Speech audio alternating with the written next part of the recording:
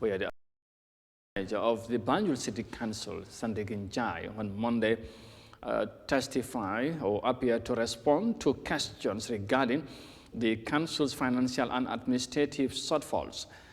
He sheds light on years of mismanagement, questionable practices, and failures to adhere to government's standard.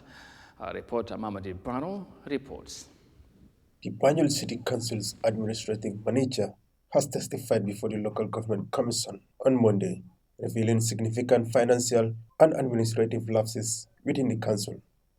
During his testimony, Jai painted a troubling picture at the council's lack of adherence to local governance standards, where crucial decisions were taken behind closed doors with little or no oversight from the rest of the administration.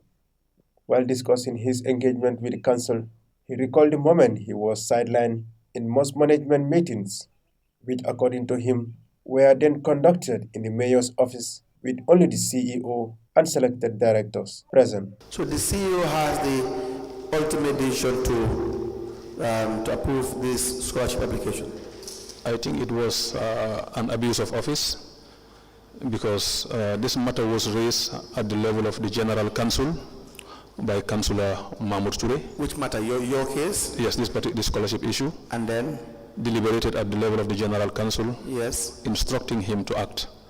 Act? Yes, on this. That's vague. That's a very vague instruction. Yeah, then later it was deliberated at the level of the Establishment and Appointments Committee. Yes. Where it was approved that he should let go and allow me to go and pursue my degree. Let go? Yes, because... Let go of what? What he is holding. What is he holding? Because it was, for me, I perceived it as a personal vendetta for me, from my viewpoint. Okay, we will come to that. Do you have the letter from the letter or the correspondence or the minutes from the establishment committee? No, I don't have access to it. It was a particular councillor who came and gave me this information. That the establishment committee asked the CEO to let go. But do you know whether there are minutes to that effect? There should be minutes, because if there is a proceeding, minutes should be taken. The councillor that gave you that information, is he part of the establishment committee? Yes. All right. We will ask you to give us a name subsequently. Yes. Right. The witness further spoke about a letter he addressed to the CEO, highlighting what he described as his abuse of power and blatant disregard for the Local Government Act 2002, which outlines the responsibilities and limitations of the CEO's office. Now tell us what the issue is as at the time. Because from my vantage point, things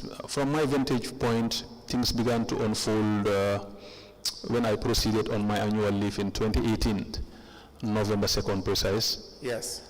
Upon resumption, I went back to my office. I found that my desk, my filing cabinet with other personal effects that were left there, were moved to the current office occupied by the procurement office, procurement unit. I inquired the rationale behind that. He said I should not question him. I said, why? Because I can't understand or fathom you moving my things in absentia. And I was the occupant of this office. I invited the clerk. When I handed over, I invited the clerk to that office to have at least a comfortable place, and the admin assistant. Right. So what is the rationale moving my tables and stuff like that in absentia? So he could not provide anything tangible. Then I wrote to him. So that is where things began at least moving, escalating from one thing to another. Yeah, I wrote to him asking him that my personal effects, because I left, I think, a laptop. Do you have that letter? Yes, I have that one here.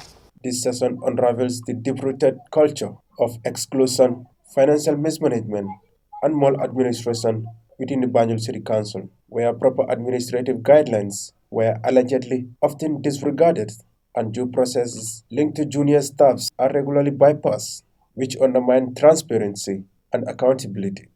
Reporting for Eyeafrica News,